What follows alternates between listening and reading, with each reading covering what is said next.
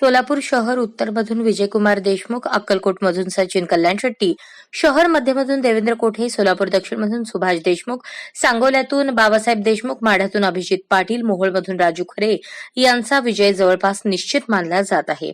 त्यांच्या कार्यकर्त्यांचा विजयी जल्लोष देखील सुरू झाला आहे. तर बार्शीत शिवसेनेचे राजेंद्र राऊत, उद्धव बाळासाहेब ठाकरे यांच्या पक्षाचे दिलीप सोपल यांच्यात चुरस पाहायला मिळत आहे. माळशिरस, पंढरपूर, मंगळवेढा आणि करमाळ्यातही अशीच स्थिती आहे. करमाळ्यात नारायण पाटलांनी मोठी आघाडी घेतली आहे, पण पूर्वानुभव पाहता त्यांचे कार्यकर्ते संपूर्ण निकालाच्या प्रतीक्षेत आहेत. जिल्ह्यातील 11 विधानसभा मतदारसंघाची मतमोजणी सकाळी 8 पासून सुरू झाली. पोस्टल मतांमध्ये आघाडी घेतलेलेच बहुतेक उमेदवार शेवटपर्यंत आघाडीवर राहिल्याचे चित्र पाहायला मिळाले.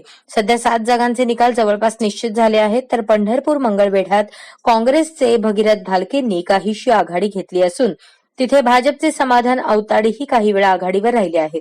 बार्शीत शिवसेनेचे राजेंद्र राऊत यांच्या विरोधातील शिवसेना उद्धव बाळासाहेब ठाकरे पक्षाचे दिलीप सोपल आघाडीवर आहेत.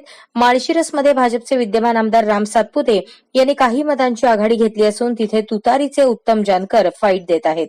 करमाळ्यात तुतारीचे नारायण पाटील आघाडीवर आहेत, पण येथून संजय शिंदे यांना विजयाची अपेक्षा आहे. यंदाच्या निवडणुकीत भाजपने सोलापूर शहरमध्ये शहर उत्तर, दक्षिण सोलापूर, अक्कलकोट, माळशिरस, पंढरपूर, मंगळवेढा या जागा लढवल्या. त्यातील माळशिरस व पंढरपूर, मंगळवेढा हे 2 मतदारसंघ वगळता उर्वरित 4 मतदारसंघात भाजपचा विजय निश्चित आहे. आता पंढरपूर, मंगळवेढ्यात समाधान अवताडे विजयी झाल्यास जिल्ह्यात काँग्रेसचा सुपडा साफ होईल. तर बार्शीत विद्यमान आमदार राजेंद्र राऊत यांचा पराभव झाल्यास एकनाथ शिंदे यांच्या शिवसेनेला व्हाईट वॉश मिळेल. सध्या राष्ट्रवादी काँग्रेस शरदचंद्र पवार पक्षाचे मोहोळचे उमेदवार राजू खरे, माढ्याचे अभिजित पाटील यांचा विजय जवळपास निश्चित आहे. तर करमाळ्यात नारायण पाटील मोठ्या आघाडीवर आहेत. तर माळशिरसमध्ये धाकधूक सुरूच आहे.